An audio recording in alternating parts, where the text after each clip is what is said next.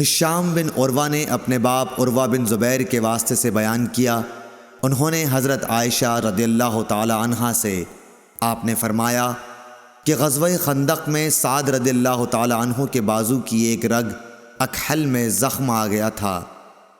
ان کے لیے نبی کریم صلی اللہ علیہ وسلم نے مسجد میں ایک خیمہ نصب کرا دیا تاکہ آپ قریب رہ کر ان کی دیکھ بھال کیا کریں۔ مسجد ہی میں بنی غفار کے لوگوں کا بھی ایک خیمہ تھا۔ سعد کے زخم کا خون جو رگ سے بکثرت نکل رہا تھا بہہ کر جب ان کے خیمے تک پہنچا تو وہ ڈر گئے۔